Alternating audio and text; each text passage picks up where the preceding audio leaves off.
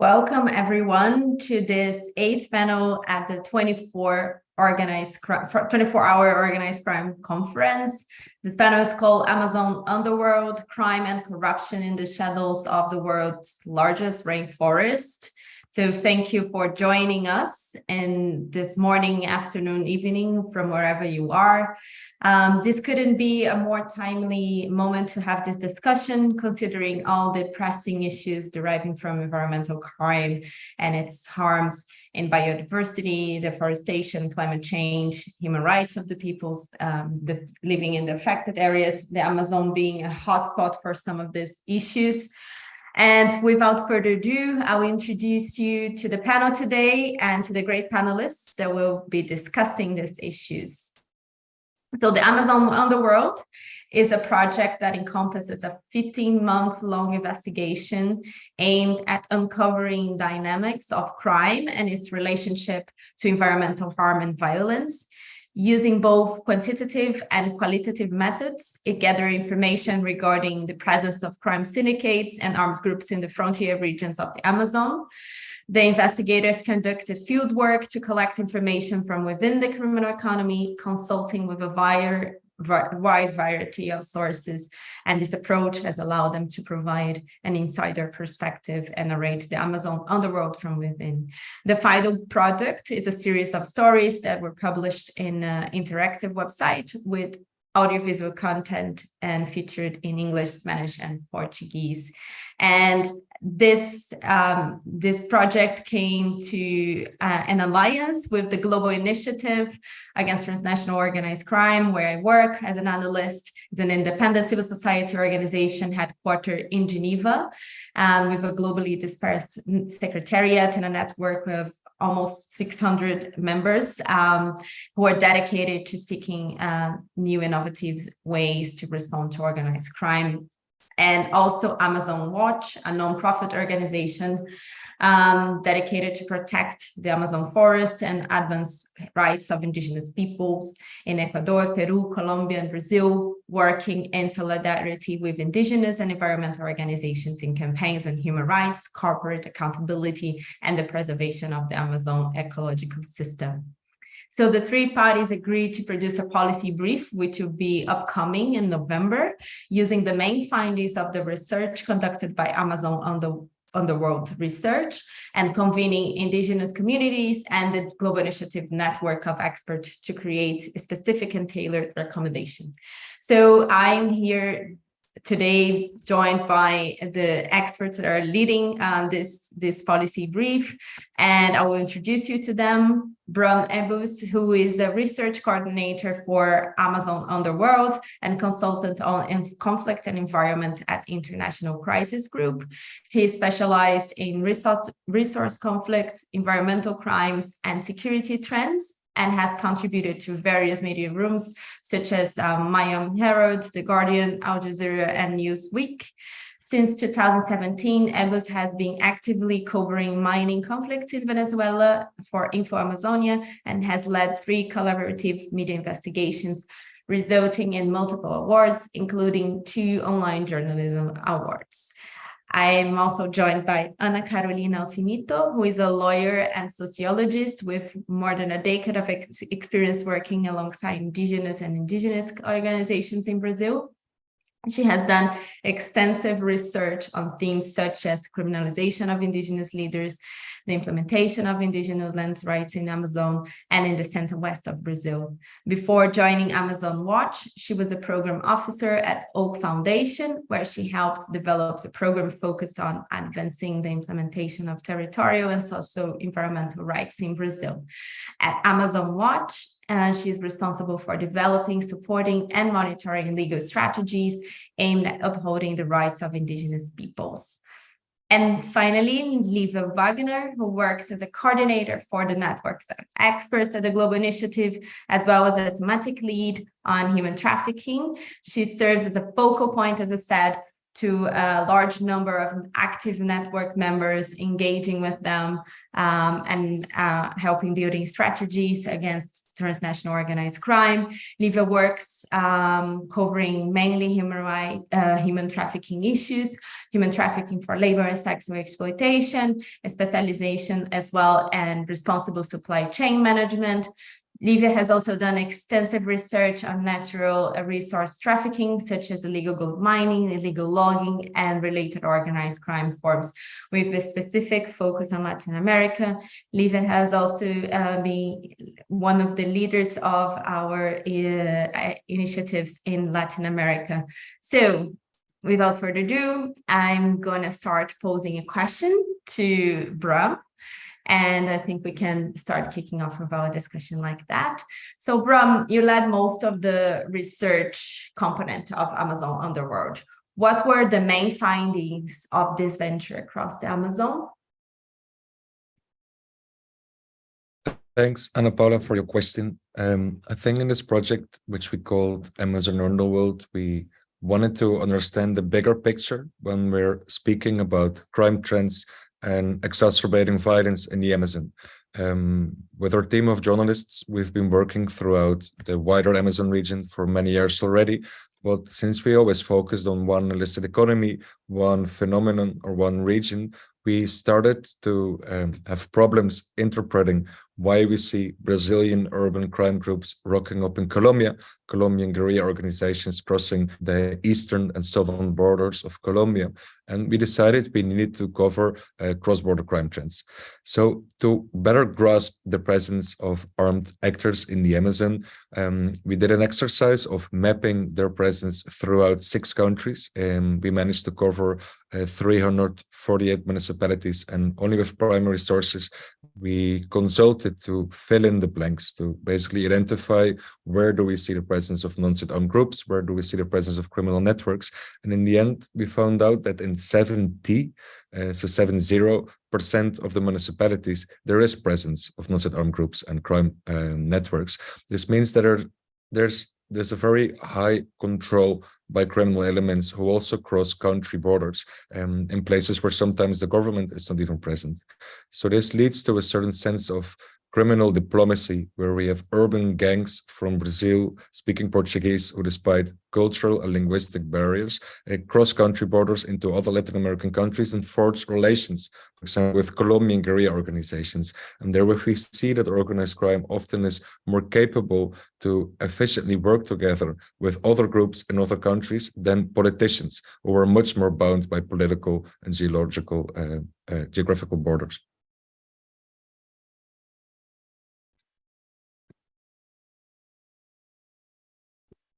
So to advance the discussion, let me share a PowerPoint presentation to take you through the project that we conducted, some of its fieldwork, stories, and findings. Could you please confirm if you can see the first slide of the Amazon Underworld presentation? Okay, great.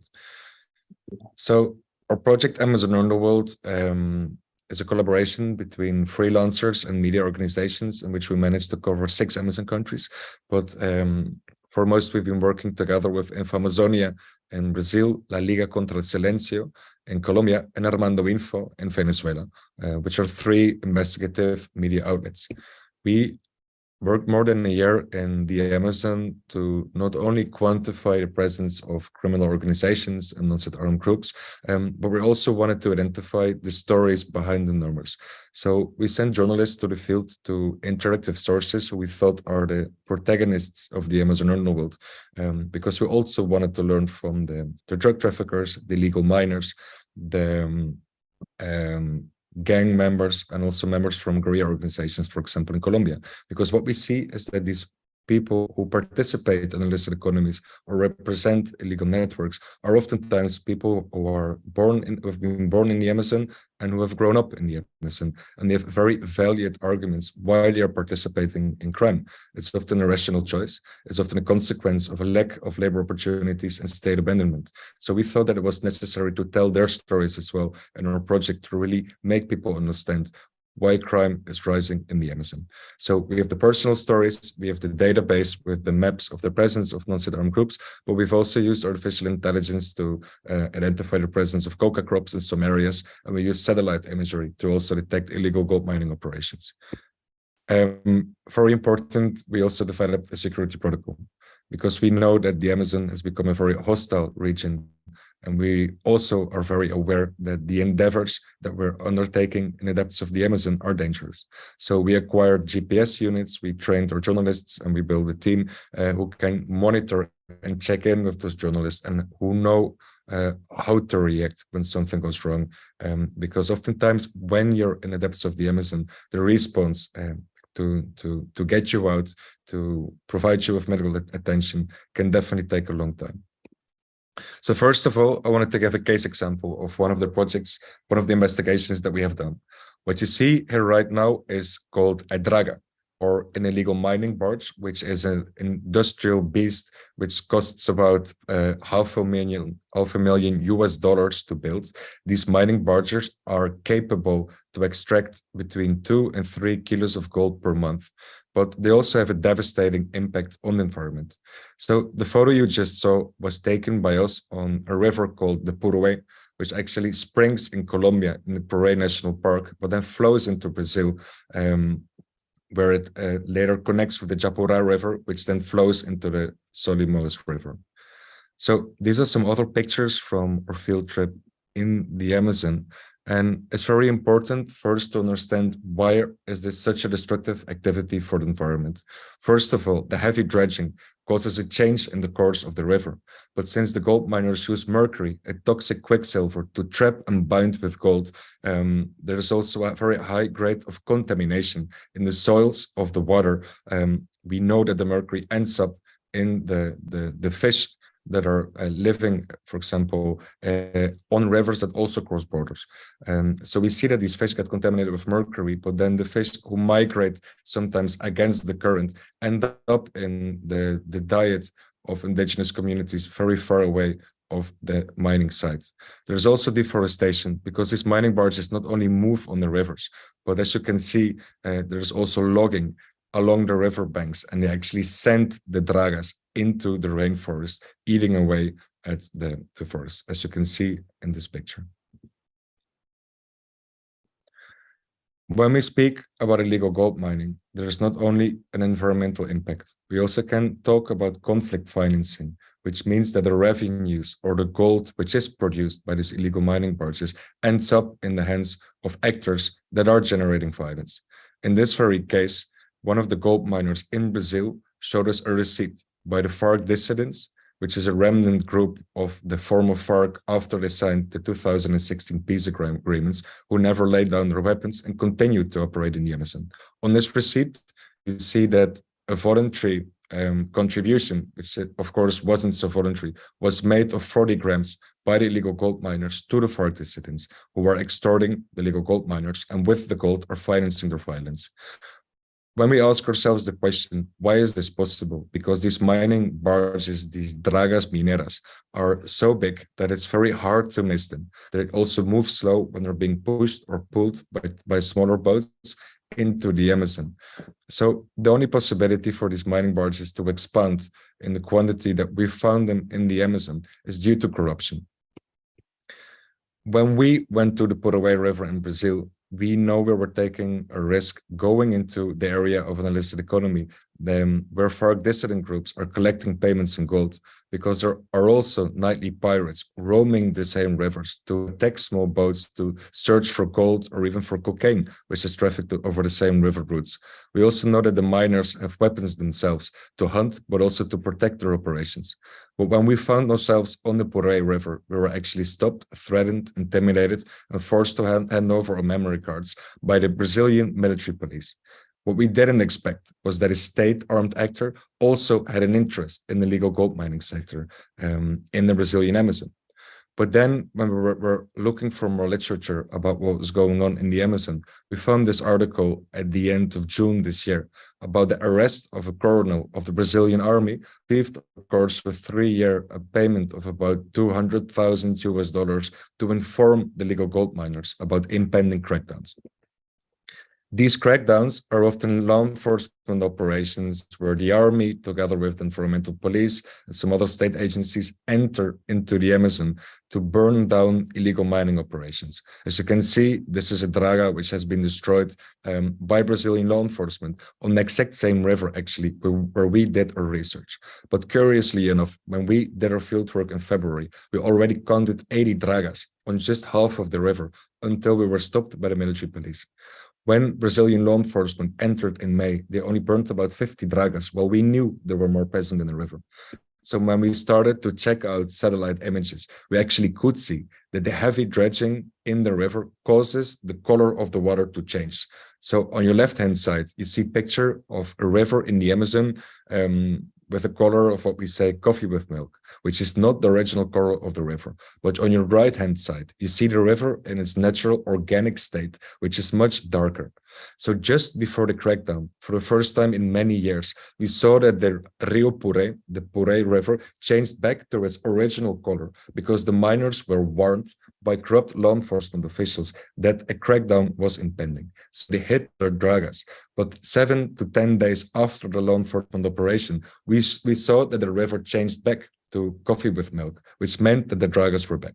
So what we did was to fly a plane over the river about a month after the crackdown to start counting the dragas. So at first in February, on only half of the river, we counted 80.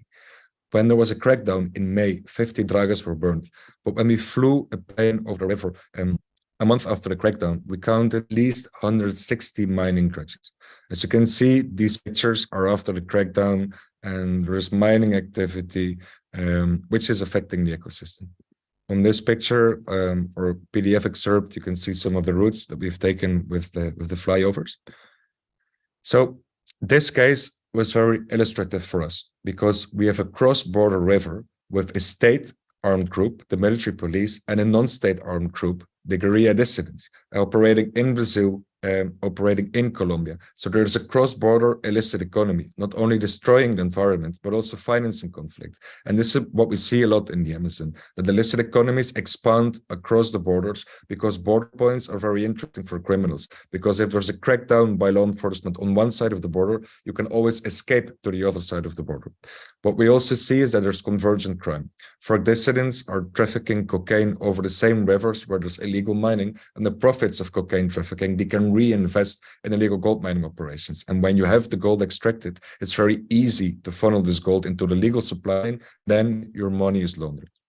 So we think urgent action in the Amazon is needed because crime groups are growing, homicide rates are spiking. Sometimes in tiny Amazon towns like in Tabatinga, we see homicide rates higher than 100 per 100,000 inhabitants, which are homicide rates we don't even see in areas of contemporary warfare in the Middle East or in Africa. Environmental crimes are also financing conflict, and these exacerbating environmental damages are not stopped at this moment. We see that state institutions are not really capable of governing their parts of the Amazon, and this has given rise to certain governance and legitimacy issues for these governments. We speak about transnational environmental crimes because commodities, people, goods, and money are moved over borders. But as I explained before, environmental impacts, for example, fish getting contaminated with mercury from illegal mining operations, migrate against the current and can end up on the diet of indigenous populations on the other side of the border, which happens, for example, with illegal gold mining in Venezuela and rivers connecting with Colombia, where mercury-contaminated fish end up on the diet staple of Colombian indigenous communities. The international networks also know no borders. We have Mexicans selling mercury in Colombia. We have Brazilian urban gangs in Bolivia, in Peru, and Colombian guerrilla organizations basically migrating the other way. We identify a very important point of inflection in 2016 due to different dynamics in different countries in the Amazon. At first, in Colombia, a peace agreement was signed with the former largest guerrilla group of the Americas, which was the FARC. The FARC controlled most parts of the Amazon, but when they demobilized and left the rainforest, the state didn't step into the power vacuum, and we saw 4 other armed groups return to the Amazon, controlled territories rich in natural resources.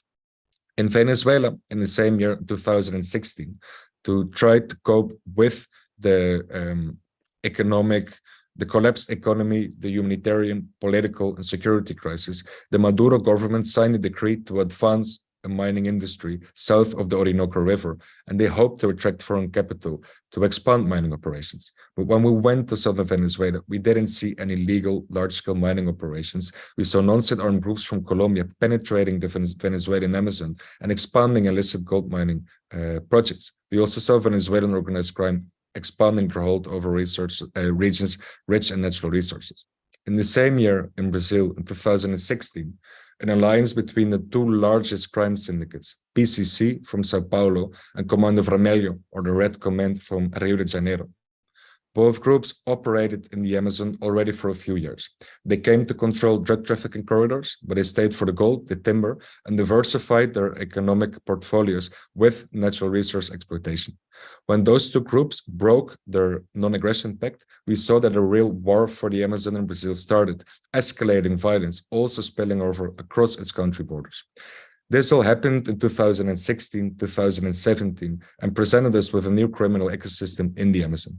Of course, thereafter, the pandemic gave more opportunities for crime to expand.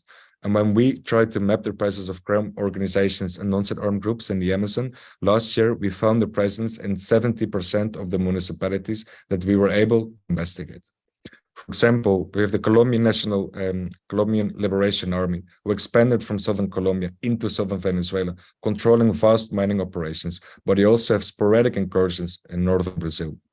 We have the FARC dissident groups, which are really franchise organizations who now operate also in Peru, Ecuador, where they not only conduct sporadic incursions, but also have a steady presence, build camps, and are recruiting locals.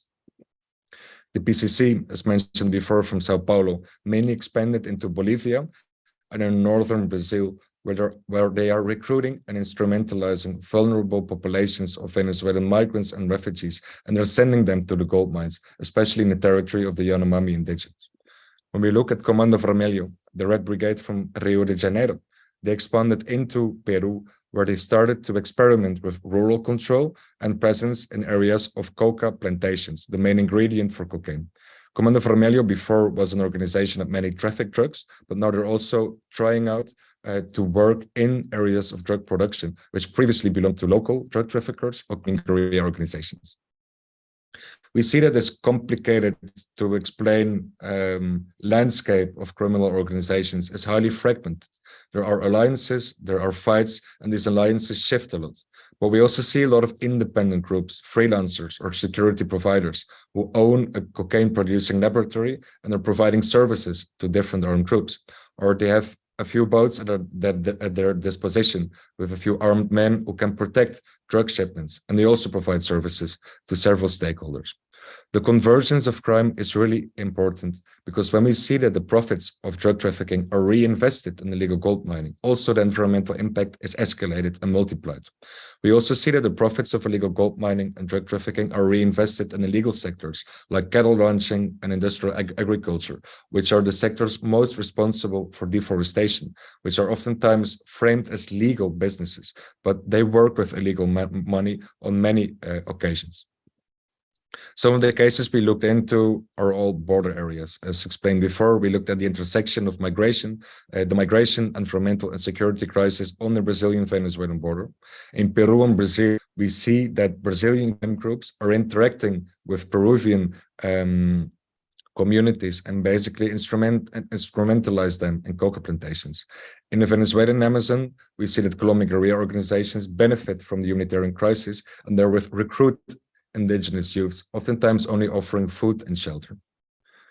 These are some of the pictures we took in southern Colombia in the coca plantations of one of the guerrilla commanders we interviewed for this project. So what's maybe most worrying is that the whole criminal landscape I just explained in the Amazon is facing little repression, little responses from the sovereign governments. We see that the Amazon might be too big to control, and this is leading to sovereignty issues for example, Colombia, where park rangers cannot enter their national parks since the year 2020 because they are facing violent threats from guerrilla organizations. In Brazil, there are several examples of high-ranking military and police officials involved in corruption scandals where they benefit organized crime and have facilitated environmental crimes.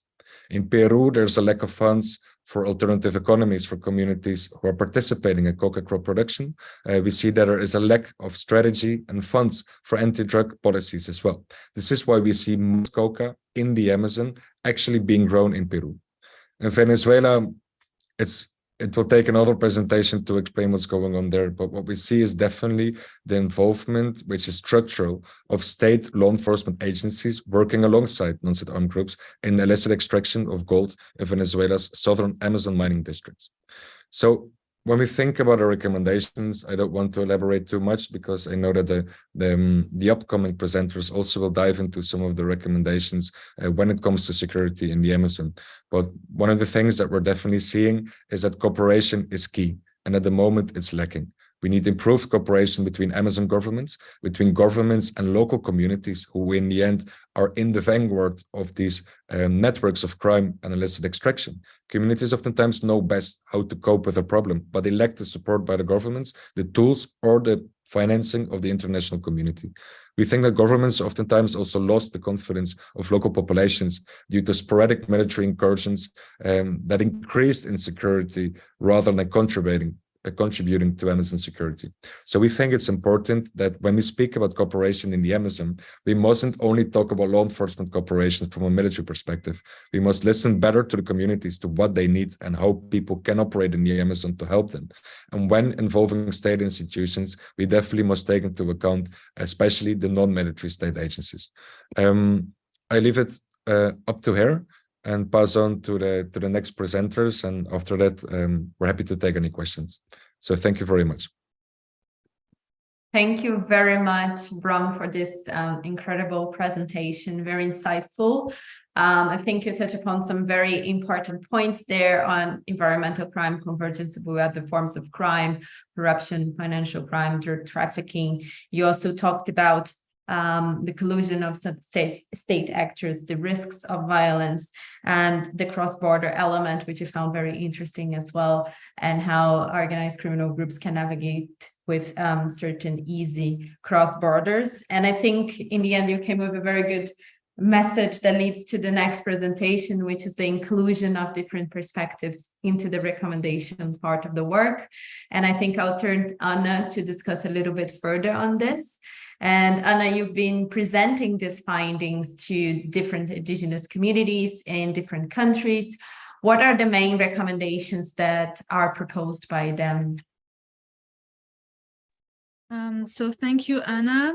Thank you, Bram, also for the presentation.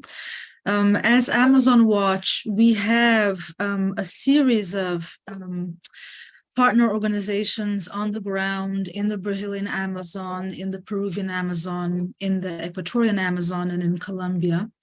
And what we've been doing over the past weeks is not only presenting to them this research, but also listening to what their experience is, how they can relate and how they can enter into a dialogue with these results, and what kinds of recommendations they believe would be productive and effective for us to make to our public authorities regarding all these issues that Bram has just presented. So I'm also going to share my screen. Please let me know if you can see my first slide. Yes. As we've been speaking with these organizations, so indigenous peoples on the ground in the Amazon who live off these rivers that Bram has been speaking about that have been contaminated by mercury. So we understand that these are the communities and the organizations that most understand this problem. They understand the problem the best, and they have also been the most dedicated to thinking about what to do, to responding and to resisting to the advances of these illegal markets, economies, and extractivisms in the Amazon rainforest. So I want to speak a little bit also about what we've been hearing and seeing concerning these impacts, the kinds of resistance that indigenous peoples have been devising against the encroachment of illegal economies, because this is something that was very strong in their reactions to this presentation. They always said, well, this is all very important, but you need to take into account that we are responding, that we are organizing, and this should be a part of any policy recommendation, of any public policy should start from what we're already doing. And then third, what their recommendations for moving ahead are.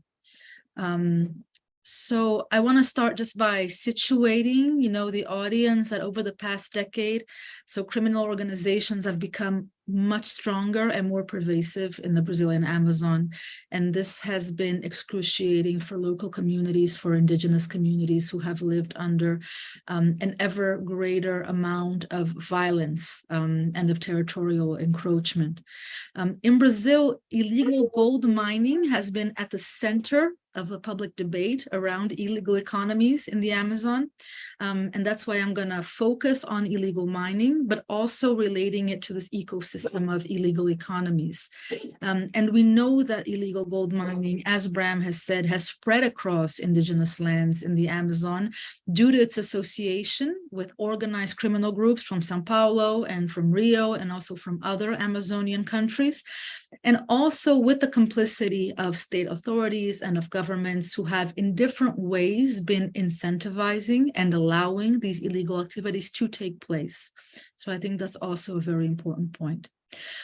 So these are images of garimpo, close-up images. Bram has shown similar images. It's important to mention that the area occupied by illegal gold mining, we say garimpo in Brazil, this is the term that we use, it increased nearly 800% in 6 years in indigenous lands in Brazil.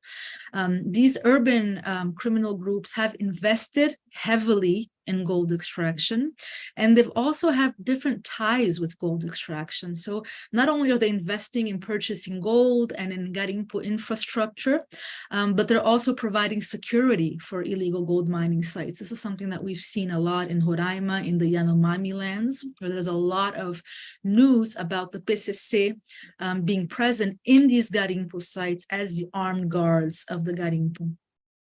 As Bram already mentioned, so this kind of mining, it ruins and contaminates entire riverbanks. We have entire riverbanks, such as the Tapajós River, which is systematically contaminated by mercury. All of the communities that live off these rivers, that eat the fish, that use the water, are also contaminated. So extensive research by Fiocruz and WWF here in Brazil have shown that the Munduruku communities are all contaminated with mercury. The children and women especially contaminated. And the ones that are closer to garimpo are most contaminated, unsurprisingly. The activity has driven very serious social conflicts within indigenous communities. So armed violence, drug trafficking, murder, sexual predation of indigenous women and girls. In 2021, we witnessed, the attacks on Munduruku leaders. Maria Leusa, her house was burned down by illegal gold miners. She had to escape the village with all of her family. She was one of the resistance leaders in the Munduruku territory. So there was an escalation of violence, and also a lot of violence within indigenous communities, because some of them were co-opted by the garimpo. So this all leads to very serious social conflict. And, as a result of all of this, there's this multifaceted kind of crisis. It's a health crisis. It's a food sovereignty crisis. It's a crisis of criminalization, of persecution of indigenous leaders, a territorial crisis, a spiritual crisis as well, because these are territories that are being destructed and forms of living that are being destroyed. So it has been very, very serious, very grave. And as I mentioned previously, so all of this has brought rural violence levels and urban violence levels up in Amazonian cities as well. Forest defenders, land defenders have been attacked and criminalized in many different ways. Incarceration rates within Amazonian cities have increased significantly in the past years. Many of these incarcerated individuals are indigenous peoples. They belong to indigenous peoples. They belong to traditional communities. They do not have the right to self-recognition the rights that the ILO convention assures them in the penal system. None of these rights are secured. And of course, the overcrowding of jails, prison riots that we've witnessed in Amazonas, in Roraima, in different Amazonian cities in the past years have all been intense alerts and manifestations of extreme violence related to these illegal organizations. Now, as our indigenous partners brought to us in the consultations, this has not gone unnoticed by indigenous peoples, indigenous organizations, and they have been the first to respond, to organize, and to propose measures to keep these illegal economies from advancing within their territories. So many of them have put together autonomous territorial monitoring and protection units, guards, community guards, organizations of Munduruku, of Tembé, of Kayapó, of different people who organize themselves and who they themselves go around the territory to spot illegal gold mining, illegal timber extraction, and illegal criminal groups, communicate these crimes to public authorities, demand that they be investigated and prosecuted. So this is like on the ground, very direct response to what has been going on. There has also been a lot of demand by indigenous organizations for the production of research and knowledge about this crisis, because honestly, 4 years ago, nobody in Brazil had any idea about the extension, the level of mercury contamination within our Amazonian rivers. And we only know about this now because of the work of Alessandra Munduruku, who is in this lower image, who demanded that Fiocruz carry out research on mercury contamination in the river, in the fish, in the Munduruku community. And that is how Brazil and the world found out that this is a serious, very serious health issue, environmental issue. So there has been a lot of alliances between the indigenous movement and academia and research demanding a better understanding of the health impacts, the environmental impacts of this kind of crime. Novel political organizations. So a couple of years ago, the Alliance of the Three Peoples, which is the alliance of the Munduruku, the Yanomami, and the Kayapó, was put together to combat illegal gold mining in their territories and in the Amazon as a whole. And this alliance has been the most vocal and assertive in denouncing garimpo under the previous administration, under the current administration, showing government and society how the problem continues to exist in Brazil despite our shift in government, and how it must be urgently addressed.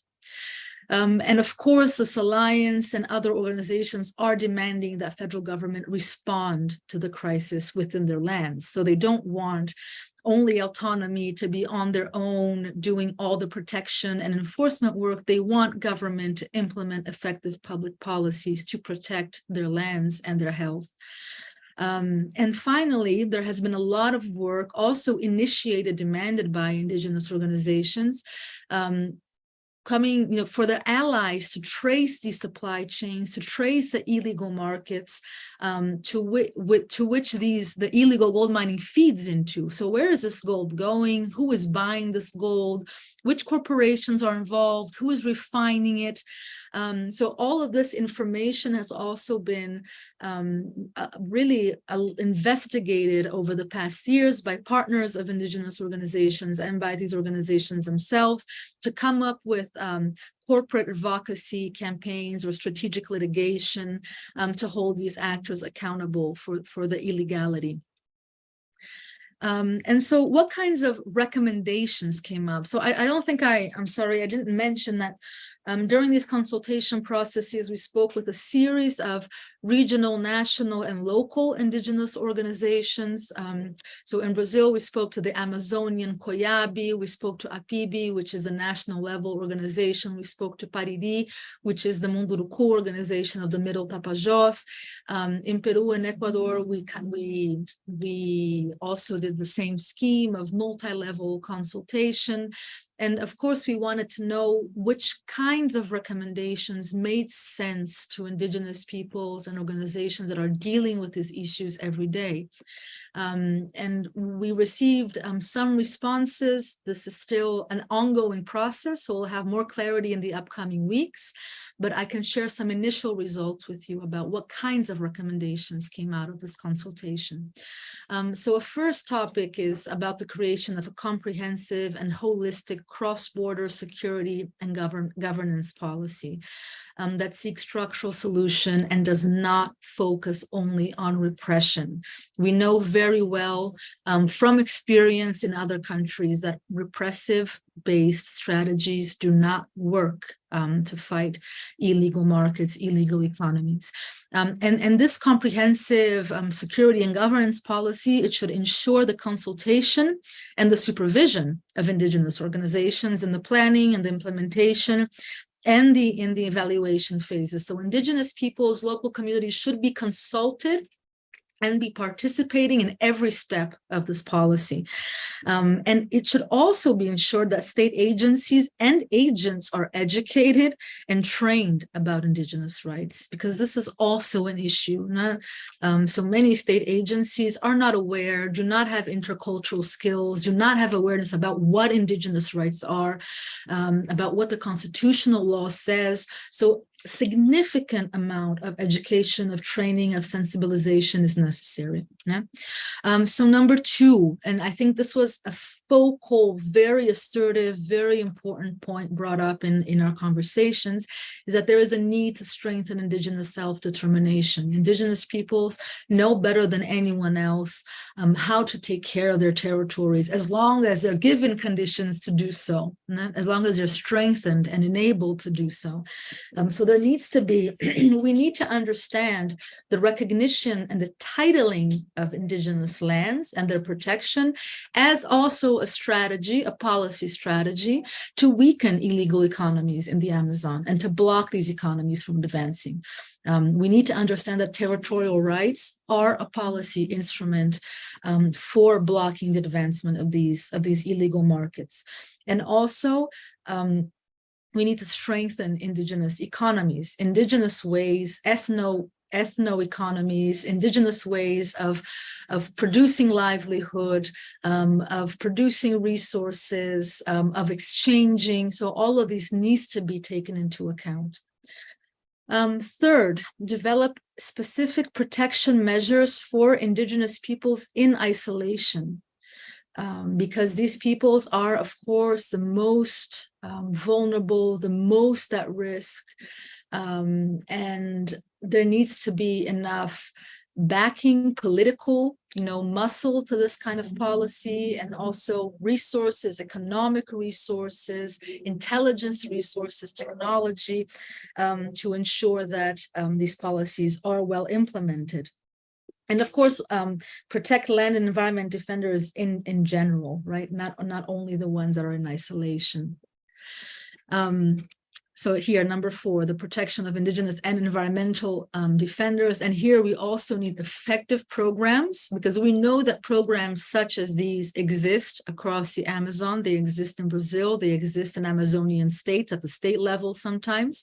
They also exist in theory in other countries, but they're often very poorly funded, with very low political backing, support, from the administration. People who enter these programs have few options, if not just to leave their homes. And many times leave their homes in the situation of being threatened, and then they can't speak to their family. They don't have resources to purchase food, to drink water, to sleep comfortably. How are they going to get home again? Who's going to take care of their health, of their families while they're away? Who takes care of the territory when they're gone? So we need programs that are much better structured, that are holistic in their approach, and that effectively take care of people and their communities. In the 5th place, we received a lot of feedback about suspicion concerning governments and state complicity around these illegal economies, and that we cannot treat problems involving governance just as if they were corruption, as if there were something like a state that functions properly and then something that's corrupt and comes in and alters or captures the functioning of the state. There is a perception that the state is much more structurally complicit and is a part of the problem and is many times ruled by the interests of illegal markets and illegal organized groups that operate in the Amazon. So this needs to be taken into account. There are Amazonian cities whose local governments are ruled by very problematic interests and with ties to illegal timber extraction, illegal gold extraction. It's not a matter of, corruption in one case or another, but it's a very systematic form of state that we see in the Amazon and in Latin America, and we must take this into account as well. This is a big issue. And then finally, in the sixth place, demand that state institutions close what were called, policy loopholes, meaning all these kind of institutional mechanisms and the ways that the laws are written and applied and interpreted that allow illegal commodities to leave the Amazon. First, that allow the legal and the illegal to be mixed in such an easy way. So for illegal gold to become legal gold, and then for the wealth of this legal gold to be invested into something that's legal, and then so this interchanging this kind of fluid nature of the legal illegal is also associated to how policies are structured, and we can speak more about this in discussion. And they're also have to do with the way that importing countries regulate their imports, regulate their market actors, their refineries, their corporations. So it's not only about Latin America, but we're also talking about international states and international corporations that need to be taken into account, that need to be regulated, and that need to be held accountable for all this crime that we're seeing in the Amazon. So I think I'll stop it at that. This is a fora garimpo, so garimpo, out of our land. This is the biggest message that we can hear from indigenous groups in the Amazon over the past years, and we need to take it very seriously. Thanks, Anna, for this very interesting presentation. And I think you highlighted some very important points as well, and complementary to what Ron has mentioned. I found very interesting and that you highlighted so much the impact of environmental crime and the rights of indigenous people. And I think that's one of key messages that I think I took from your presentation.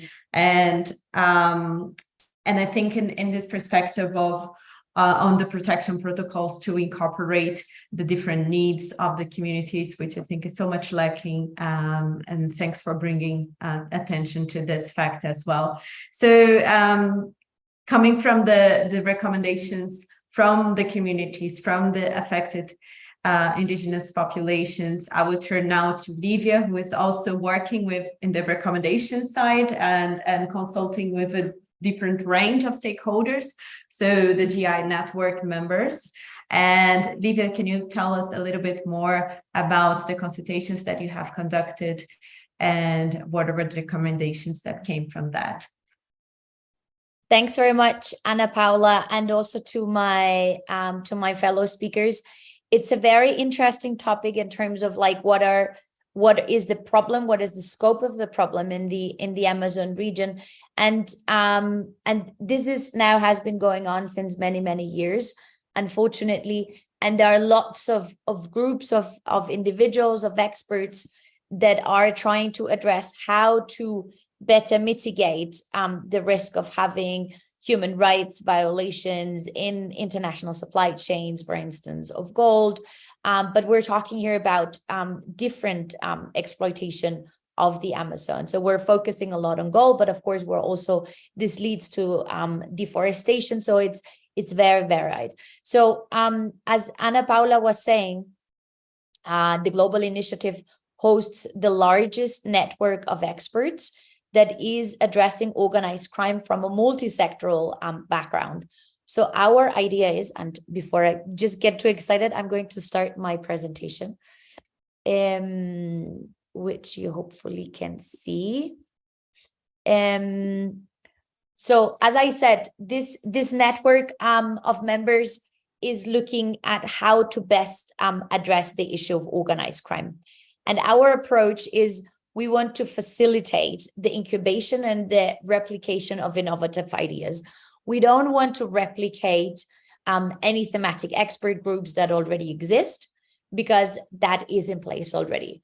But what we want to do is we want to share experiences among the different sectors. So we want to we want to connect the different sectors. For instance, talking to experts from drug trafficking and environmental crime, just to see and to test out if there have been strategies that have perhaps not been used and applied in other sectors. And by that, also expand the GI-TOC's work, for instance, in that region of the Amazon through our network.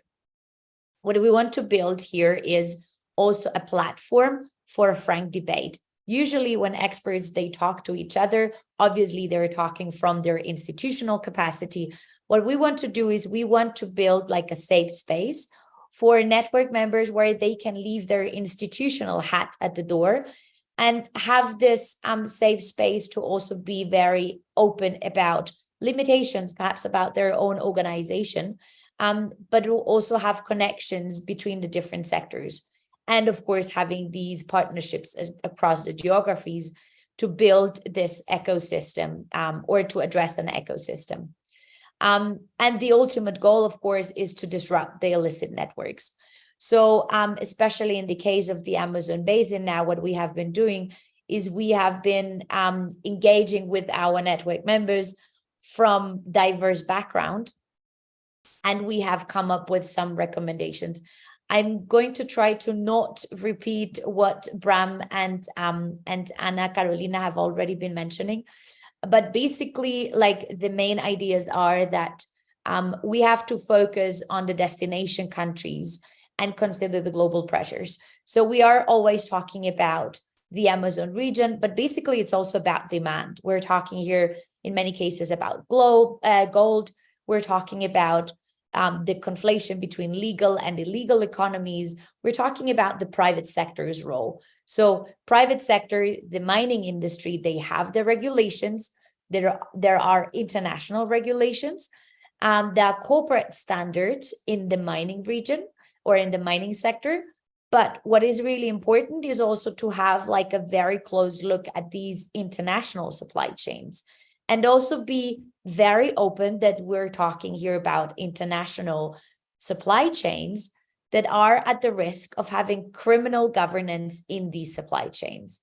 And there has been a lot of lip service from different entities about looking the actors. They're being, like we have seen in our research, interdictions, as Bram and Anna Carolina was also saying in their research, interdictions against minors.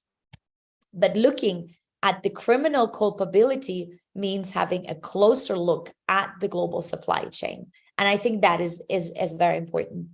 When looking also at these corporate standards in minings, as I said, all like the World Gold Council, the LBMA, and all of them, they have that. But do they go into the details of what we're talking about organized crime, criminal governance, the issue of human trafficking for sexual exploitation? No. They're talking about human rights violations in general, but this is not enough. If we want to have concrete results, we also have to be very concrete in these standards. What we also want to address is to have these transnational approaches. So obviously we're talking about we're talking about national jurisdictions, but the Amazon Basin is a region with so many countries where we are having trans-border operations, but it's also important to view this from a regional perspective. So we're having not only like 2 countries, we're not only having 3 countries, but this is an impact that is on the entire Amazon Basin region. So I think that is also important when talking about law enforcement engagement, when talking about the communities, and we can facilitate that in terms of like community engagement. At the Global Initiative, we're having, for instance, initiatives about resilience dialogues, where we are connecting affected communities and to see how there can be innovative approaches can be replicated among the different regions. Very important, as always, is the access and the quality of information. It's very important to have granular information from the ground. It's not an easy area to investigate, we know that, but it takes time, it takes trust building when we want to do research on the ground. Tracing international illicit financial flows. Here we're talking again, and this goes back to it's a cross-border issue. We are talking about and the countries that are the destination countries. We're talking about financial flows that are going way beyond the Amazon basin countries. So we're talking here about countries in Europe, in the US, in the Middle East. And this is something that we have to also look at. So it's not enough to always focus on the imminent Amazon basin, but also look at these illicit financial flows, which are basically the currency for these criminal networks. And when we're talking about criminal networks, of course, we presume, we understand that these are the ones that Bram was showing in this picture, that are having a rifle, that are armed, but we're not talking about the criminal groups that are sitting in other environments in other countries. The role of the criminal governance, as I was saying now, this is also there. And what we have learned from our research is that all these, the composition of these criminal groups, they look all very different. So in Colombia, they're different than in Peru, they're different than in Brazil. And it's important before to have these designed responses, to have an understanding, a mapping of the actors. How are these structures looking like? How are they related and connected to other countries? And how are they related also to other regions beyond Latin America? And also what I'm not going to go too much into the detail, but also raising the profile of the community protection strategies. And as I said, I think it's important to also empower the communities. It's not us telling them, because in many countries, in many cases, they are all very resilient against. It's just a matter of, I'm just looking at the time and we have just a few minutes left. But it's important to understand how these communities can be supported in their ways to be more resilient. I'm going to stop here just in case there are some questions, because I think it's also important to engage the participants in case we can continue the conversation here.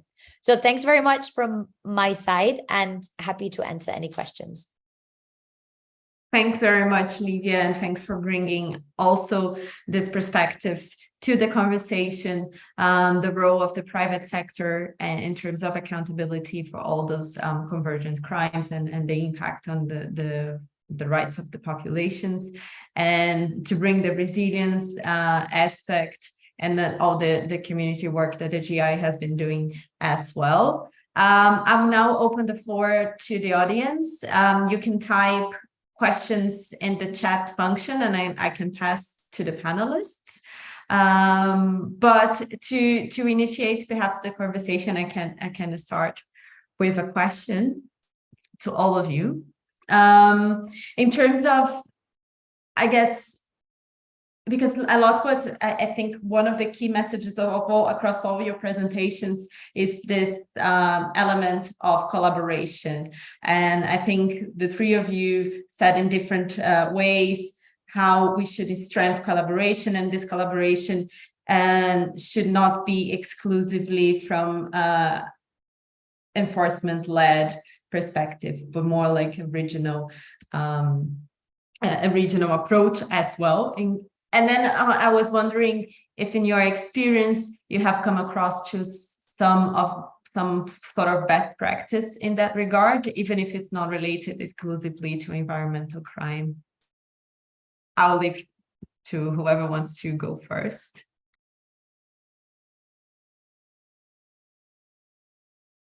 if I just go, I'm going first, but I don't have the answer. just to be very clear, I think that the issue here in the best practices is that we don't have the best practices.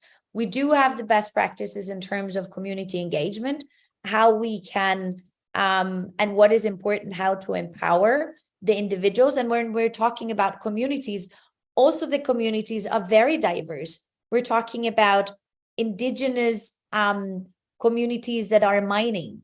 We're talking about indigenous communities that are doing illicit activities. We're talking about indigenous communities that are working against this. We're talking about miners. We're talking like there's a plethora of all the different actors. And I think it needs like an approach addressing all these different actors. What I can only say is that there are like many organizations in the Amazon region. And the approach that I see is very important is, as Ana Carolina was saying, is to include communities in these strategies, and to not just go about or after the miners, but looking at the entire supply chain, as I was saying before.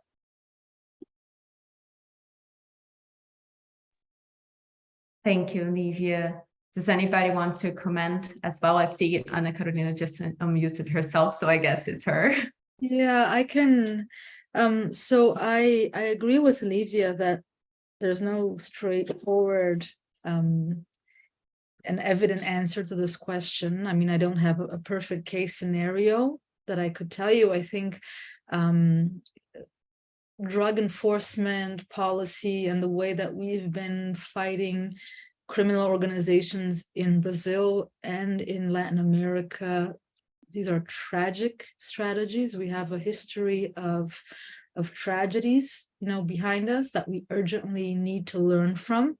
But I understand that your question, Ana, takes us somewhere else. And so I wanted to kind of highlight a collaboration on a different scale, maybe, that came to my mind recently. I mean, we've been kind of partnering with the Department for Drug Policy here in Brazil, whose secretary today is working very closely with the indigenous movement to think of what could be possibly a drug policy strategy that takes into account the fact that the Amazon is inhabited by at least 180 indigenous groups, that 13% of it in Brazil is constituted by indigenous lands, that these people know better than anyone else where crime goes through, what the routes are, what kinds of violence are perpetrated, how local criminal groups organize.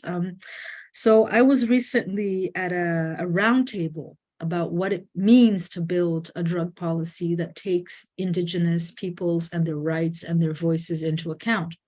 And I noticed the profound historical, epistemological, ontological disconnect amongst these two worlds, which is the world of law enforcement, public security, the people who study crimes, who study law enforcement institutions, and the world of indigenous rights and, indigenous researchers and partner organizations. These are sectors in society that historically they do not speak to each other. They have no idea what the other field is talking about, what the language is, what the demands are, what the tradition is. And I was sitting at that table and I was thinking, wow, this is probably the first time that these people have ever been sitting down together. And I know one listening to the cosmologies of the Yanomami, and then the other one listening to, the quantification of how many police departments there should be in one region to ensure security. And maybe we need to have a connect between these worlds and between these fields. And that's not only a connection, amongst us and partners and networks, but it is, to recognize that there are very different worlds at play here, forms of understanding the problem, very different solutions that are going to be proposed. I mean, I can imagine that many law enforcement agents, when I say, you know, recognizing indigenous land is an instrument to stop illegal markets from expanding in the Amazon, this person, he'll probably giggle or he'll laugh outright. And it's not because he's an evil person, but it's a whole different paradigm. And there needs to be a connect amongst these paradigms, you know, and amongst these fields if we are to advance. Thanks very much for that, Anna. I found very interesting because it's something that I think Livia and the GI team has also been discussing a lot of promoting through the network as well, this platform for dialogue, for bridging this gap and putting people together in the same table to find this common ground and then advance in solutions. I'm probably going to open to Bram because in case he wants to intervene as well, but I found a very interesting question in the chat that is related to the attendee found that the approach given by the experts and by the indigenous communities, he found that there are similarities in these approaches. And why do you think it's that way? And why as well states are at times so reluctant to cooperate with indigenous communities? But first to Bram, because he wants to add something. Thank you so much, Ana Paula. I think, I mean, what I want to add also has to do a bit with the question. I mean, it surprises me a bit, the question, but I think it's very valid. Why states are so reluctant to cooperate with indigenous communities? I mean, I always want to answer, to understand better why are indigenous communities so reluctant to cooperate with states. I oftentimes feel it's the other way around, especially when we look at law enforcement in the Amazon. We know that looking at countries like Brazil and Colombia, law enforcement agencies have a blood red history in the Amazon. Recently in Colombia, there was a massacre perpetrated by the army who shot local community members and presented them as guerrilla fighters. Just happened recently. And we know that oftentimes the armed incursions by armed state actors in contested territory, while they try to interview local community members, while they try to really squeeze intelligence out of them and then leave again, they actually cause a huge risk for local populations, because the non-state armed groups who are cohabiting the territories with the communities will distrust the communities because they've been talking to law enforcement, but not because they wanted to, but because they have been forced to. So oftentimes we see this action with harm by law enforcement agencies in the midst of the Amazon that doesn't contribute to security. And this is why communities sometimes in Colombia, in my experience, say to the army, please don't come. Because when you come, you make a mess of it, you put us into grave dangers, and you don't stay here to actually protect us. You're after something else. And that, of course, links as well to the comments made by Ana Carolina about the structural state complicity with organized crime and illicit economies. We've seen it so often that communities do not denounce or report abuses that occur in rural areas, because the moment they go to a public prosecutor or to the police station, 2 hours later, the criminals will know, and they will violently approach the person of the community who reported about an abuse. So we think that these anti-corruption measures and strategies are very important.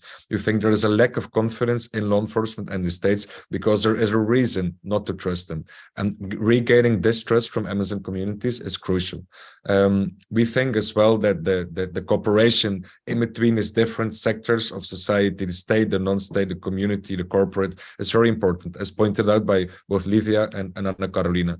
We know there's a unique moment in the Amazon right now where we have 2 progressive presidents with environmental conservation in the Amazon very high up on their political agendas. Lula da Silva in Brazil and Gustavo Petro in Colombia. And both countries happen to be the most important Amazon economies. Unfortunately, from afar, they seem to share a joint agenda, but from a bit closer, they're not able to cooperate and to benefit from this tiny window of opportunity, politically speaking, to get something done in the Amazon for Amazon conservation.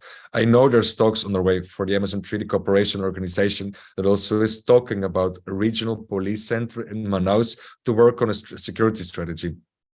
Everybody knows we need a security strategy. We need better cooperation, but not from a police or military point of view. So again, we think it's very important to especially listen to these communities and not only invite them to events, to conferences as decoration, but the communities must have decision-making capacity. And oftentimes we see this is not happening. Then also when talking about law enforcement, because of course they need to be part of the solution somehow, especially when we're speaking about active conflict, which is the case for some sectors in the Amazon, but there's no cooperation. We recently went to the Triple Frontera, the three border area between Peru, Colombia, and Brazil.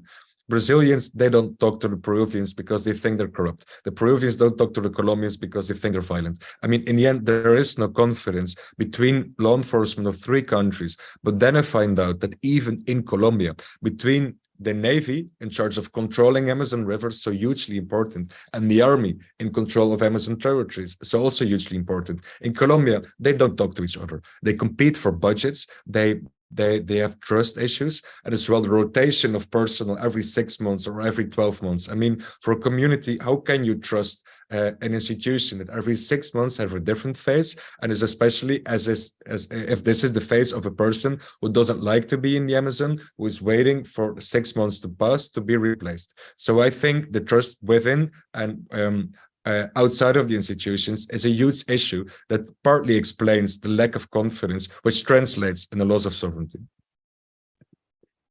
Thanks, Bram. Very important points that you addressed as well. And I think we are coming to an end of this session. I think there were lots of important discussions from different perspectives, different layers of engagement, lots of things for us to bring home and think about and discuss with our partners and propose further action to address these issues in the Amazon.